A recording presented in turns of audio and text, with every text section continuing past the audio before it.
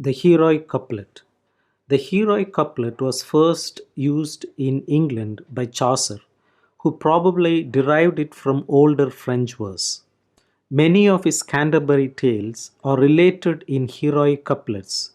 He was followed by Spenser, who employed it for his Mother Hubbard's tale, a satirical narrative in verse.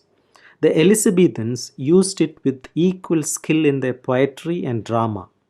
Some, like Shakespeare and Ben Jonson, employing it occasionally for the sake of variety or to round off a passage, and others, like Christopher Marlowe in his Hero and Leander, adopting it for storytelling in verse.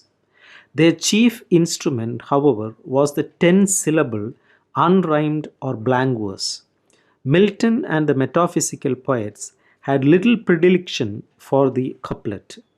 It was left to Dryden and Pope, however, to give the heroic couplet a quality it had never possessed before. It was they who imparted to it the easy vigor, strength, and sweetness which Pope attributed to his predecessors.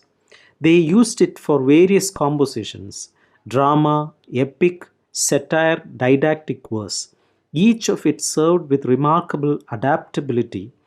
Though it proved too formal and intellectual a meter for the lyric, it does not suggest a song. With the coming of the Romantic poets about the beginning of the 19th century, the couplet structure was changed. It became enjabbed, line running on into line, couplet into couplet, with the pauses constantly changing position from line to line according as the sense required.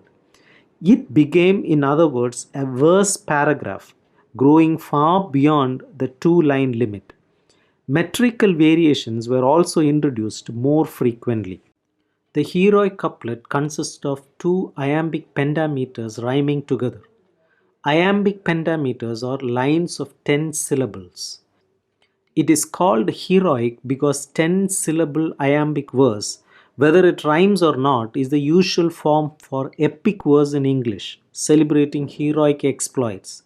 Its standard form, as exemplified by Pope, involves a pause at the end of every line and the completion of the sense at the end of the couplet. The running on of the sense without pause from line to line or couplet to couplet, technically called enjambment, is avoided, nor is the couplet split to link up the sense of one at least of the two lines with that of the preceding or succeeding couplet. It is always closed or complete in itself. The rhyme is single, falling in each line on the last syllable, which metrically is accented or long. Double rhyme, where both the syllables of the one rhyme with both of the other, is rarely found, though Pope uses heaven and seven. The features to be noted in heroic couplet are: 1. There is a pause at the end of the first line, indicated by a comma signifying partial completion of the sense. 2. There is a pause at the end of the couplet, indicated by a full stop signifying full completion of the sense. The couplet is closed, not requiring the aid of either a predecessor or a successor to complete its meaning. The rhyme is single, the rhyming parts of each line being single syllables.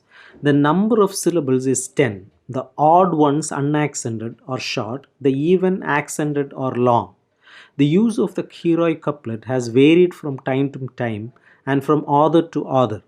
A special feature of Pope's heroic verse is a pause or caesura towards the middle of every line, and the symmetrical structure of the couplet where each line and each half of the line is balanced against the other.